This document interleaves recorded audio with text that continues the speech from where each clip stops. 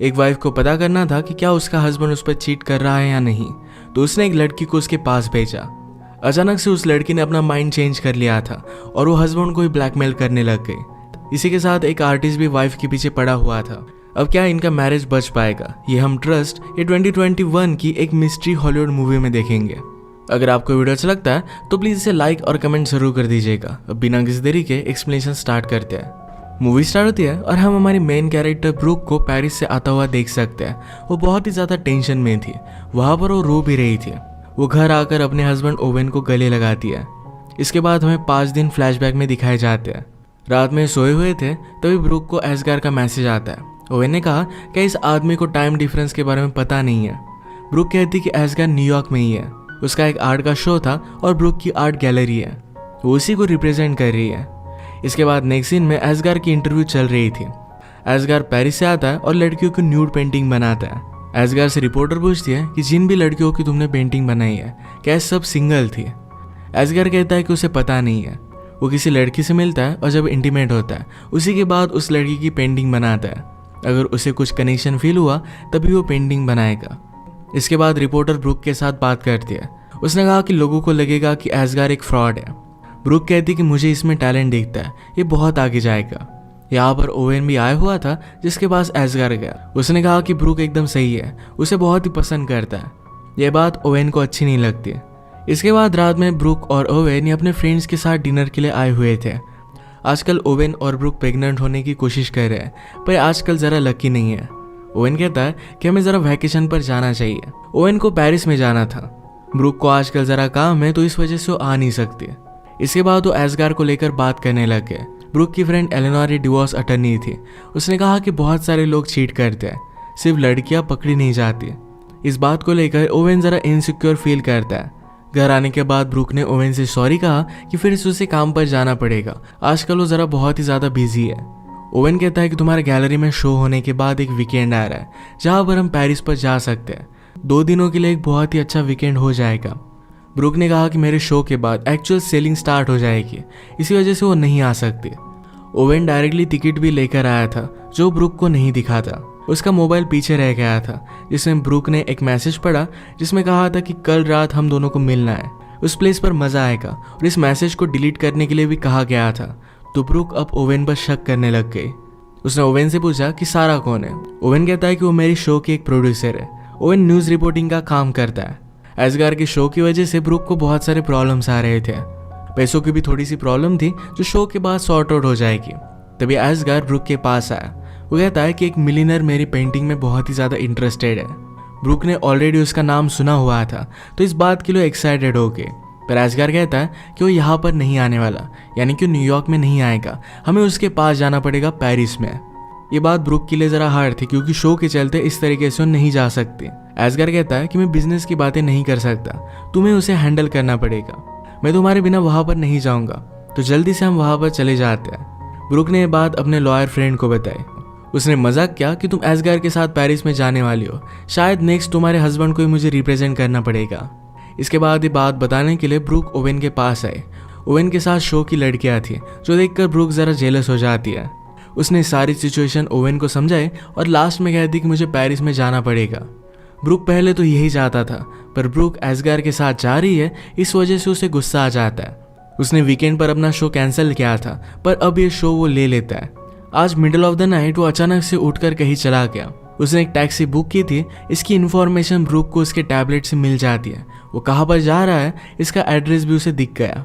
उसने उसे कॉल करने की बहुत कोशिश की पर उसका कॉल लगा ही नहीं। रात में इसके बारे में ओवेन से पूछते हैं तो ओवेन ने कहा कि मेरा कुछ काम था, एक स्टोरी मुझे कवर करनी थी। ब्रूक उसे ऐसे जाने के लिए सॉरी कहती है। ओवेन ने नोटिस किया कि ब्रूक बहुत ही अच्छे अच्छे कपड़े लेकर जा रही है, तो ब्रूक कहती है कि वहां पर मुझे शायद डिनर के लिए भी जाना पड़े, तुम्हें मुझे लेकर वरी करने की कोई भी जरूरत नहीं है। उसने कहा कि हमें एक दूसरे पर ट्रस्ट करना चाहिए। ब्रूक के जाने के बाद ओवेन अपने फ्रेंड के साथ एक बार में आया। वो कुछ ड्रिंक्स ले रहे थे पर ओवेन ज्यादा ड्रिंक नहीं करता। अचानक से एक लड़की ओवेन को अप्रोच करती है जिसका नाम था एमी। एमी ने उसे न्यूज से पहचान लिया था। वो कहती है मेरे कॉलेज में एक पेपर था जिसकी वजह से मुझे तुम पर रिसर्च करना पड़ा। वो उसकी एक बहुत ही बड़ी फैन है। इसी के पैरेलल में ब्रूक और एसगार ये बिजनेसमैन के साथ बातें कर रहे थे।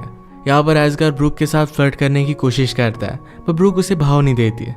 न्यूयॉर्क में ओवेन एमी के साथ था, पर अब वो घर जाना चाहता था। पर एमी कहती है मेरी फ्रेंड 2 मिनट में यहाँ पर आ रही है, वो तुम्हारी बहुत बड़ी फैन है, तो उससे तुम मिल लेना। उसने उसका ऑटोग्राफ भी लिया। ओवेन के फ्रेंड एडम को जाना था, तो एडम ने कहा कि हमें यहाँ से चलना चाहिए, पर ओवेन उस लड़की के लिए रुक रहा था। एडम रियलाइज करता है कि ओवेन एक गलती कर रहा है। एमी को अपनी फ्रेंड का मैसेज आता है कि आज रात वो आ नहीं पाएगी, पर फिर भी ये बात वो ओवेन को नहीं बताती है। न्यूयॉर्क में एस्गार और ब्रूक की मीटिंग बहुत ही अच्छी गई और उन्होंने बहुत सारी पेंटिंग सेल कर दी थी।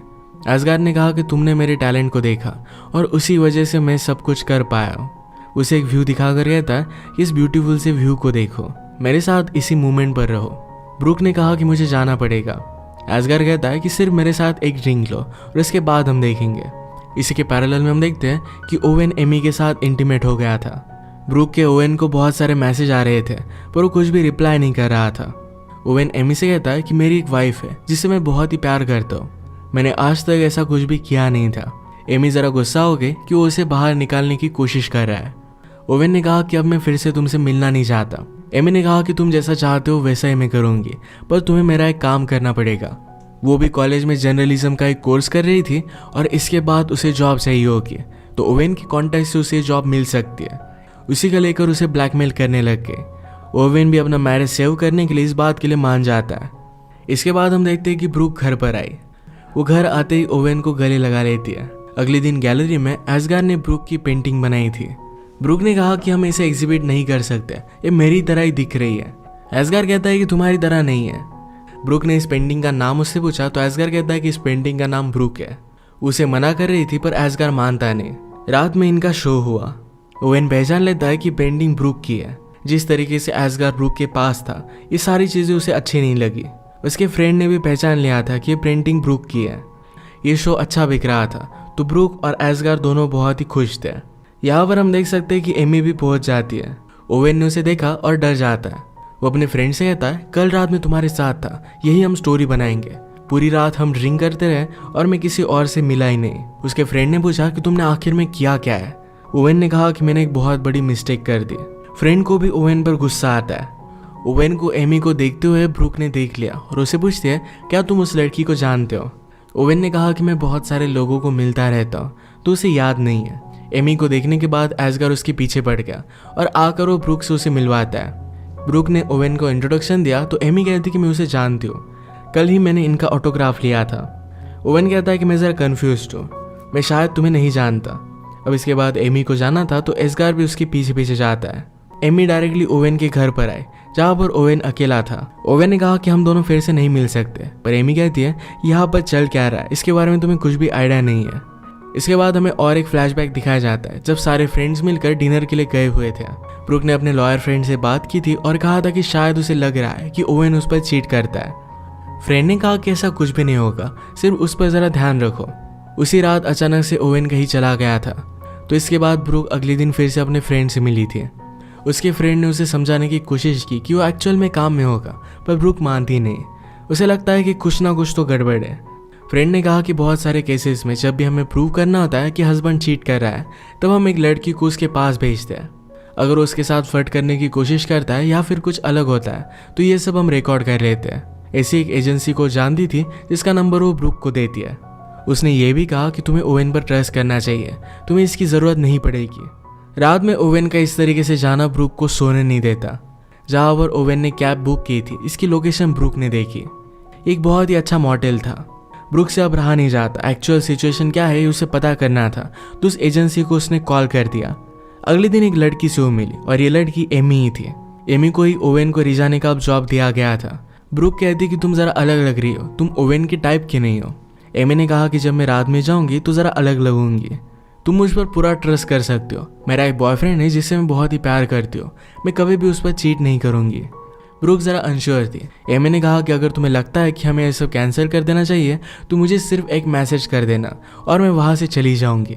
इसके बाद ब्रूक जब पेरिस में थी, एस्गार उस पर मूव करने की कोशिश कर रहा था, तभी ब्रूक ने एमी को मैसेज कर दिया था कि सारी डील ऑफ कर दो, पर एमी ने ये बात नहीं सुनी थी। एमी ने ओवेन के साथ मिलने के बाद रियलाइज़ किया था कि उसे जॉब अपॉर्चुनिटी चाहिए और इसके लिए कुछ भी कर सकती है।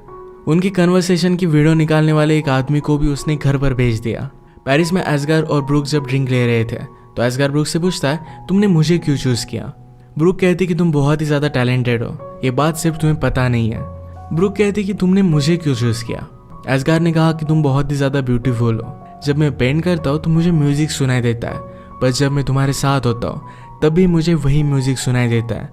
यानी कि उन दोनों में जो भी है ये बहुत ही ज़्यादा स्पेशल है और इसे वो एक्सप्लोर करना चाहता था।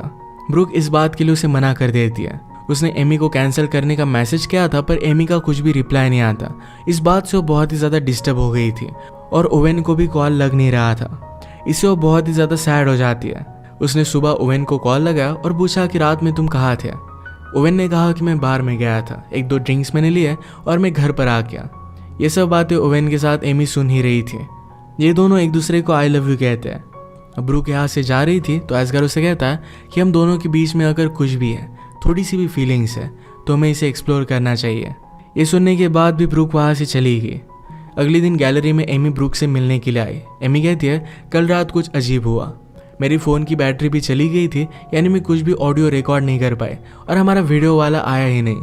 इस वजह से उसके पास कुछ भी प्रूफ नहीं है। पर वो कहती है कि ओवेन तुम्हारी टेस्ट पास हो चुका है, उसने मुझे कम्प्लीटली इग्नोर कर दिया था। ब्रूक को ये सब चीज़ें बहुत ही अजीब लगती है। वो अब भी शक कर रही थी। वो कहती कि मुझे ये भी नहीं पता कि एक्चुअल में तुम वहाँ गई थी या नहीं। एमी ने ओवेन से जो ऑटोग्राफ लिया था ये वो ब्रूक को दिखा दिया। कहती कि मेरे पास प्रूफ है। इसके बाद ब्रूक ने एमी को पे कर दिया। कहती है, रात में मेरी आर्ट गैलरी देखने के लिए आना, तुम्हें मज़ा आएगा। अब कल रात एक्चुअल में हुआ क्या था ये बात हमें पता चलती है।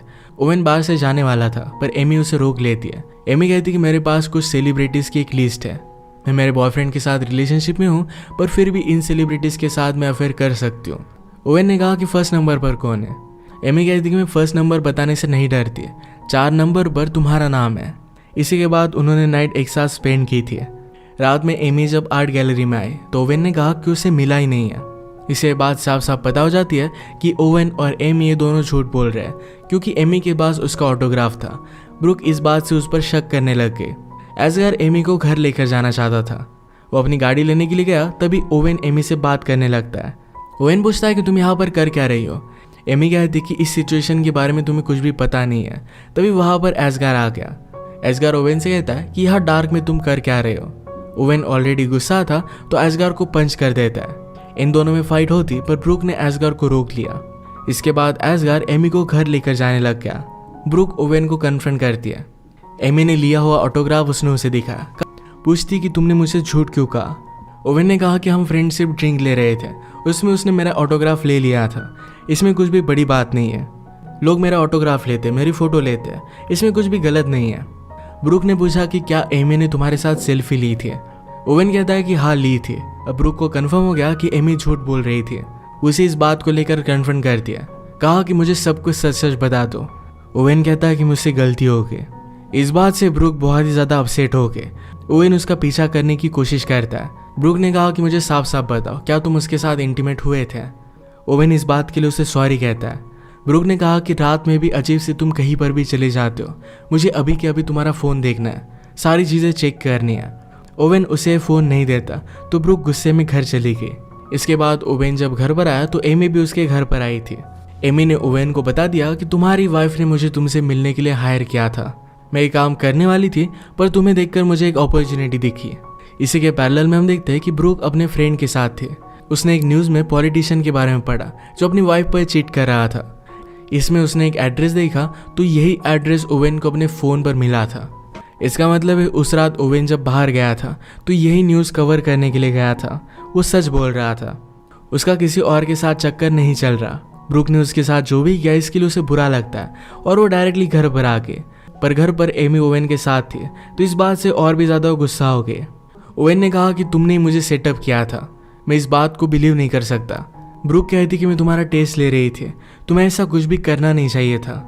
ओवेन ने कहा कि तुमने मुझे इसमें फंसाया और इसके बाद मैंने सिर्फ रिएक्ट किया, इसमें मेरी कोई भी गलती नहीं है। ये दोनों एमी पर गुस्सा थे तो इसे निकल जाने के लिए कहते हैं। ओवेन ने पूछा तुम्हारे और एस्गार के बीच में उस रात पेरिस में क्या हुआ था, इसके बारे में भी तुमने मुझे नहीं बताया। अगली सुबह तुम बहुत ही ज़्यादा डिस्टर्ब होकर आई थी। अब उस रात का फ्लैशबैक हमें दिखता है। ब्रूक एमी को कांटेक्ट नहीं कर पा रही थी तो इस बात से वो बहुत ही ज़्यादा डिस्टर्ब हो गए। एजगर उसे ऐसे देख लेता है। उसने कहा कि मेरे रूम में आओ। उसने उसे एक स्ट्रीट दिखाई और कहा कि ऐसे एक वॉल पर मैं पेंट करता था और तुमने मेरा टैलेंट डिस्कवर किया है। हम दोनों इस मोमेंट में हैं, हमें इसे इस तरीके से जाने नहीं देना चाहिए। उसके साथ इंटीमेट होने लग गया, पर ब्रूक ने उसे मना कर दिया। अब प्रेजेंट में ओवेन ने ब्रूक से पूछा था कि क्या तुम्हारे और एसगार के बीच में कुछ है। तो ब्रूक कहते कि तुमने मुझ पर चीट किया, तो ये सवाल तुम नहीं पूछ सकते। इसका आंसर वो उसे कभी भी नहीं देगी। इसके बाद ओवेन ने अपनी बैग भरी और यहाँ से वो जाने लग गया। ब्रूक उसे पूछती है कि क्या तुम क्रिसमस के लिए वापस आओगे। ओवेन ने अपने सूट में से टिकट निकाले। उसने कहा कि क्या मेरे साथ क्रिसमस के लिए पेरिस पर आओगी। ब्रूक इसके लिए हाँ कह देती है। इन दोनों ने एक दूसरे को माफ़ कर दिया था। इसके बाद बहुत सारा टाइम गुजर जाता है और हम इन दोनों की बेबी को भी देख सकते हैं। इसी के साथ ये मूवी एंड हो जाती है। अगर आपको एक्सप्लेनेशन अच्छा लगा तो प्लीज़ इस वीडियो को लाइक और कमेंट ज़रूर कर दीजिएगा। मैं बहुत सारी मूवीज़ लेकर आते रहता हूँ, तो प्लीज़ इस चैनल को सब्सक्राइब कर दीजिए और बेल नोटिफिकेशन आइकन दबाना मत भूलिएगा। हम फिर से मिलेंगे और एक नई मूवी के साथ। तब तक के लिए थैंक यू और आप अपने आप का ख्याल रखिए।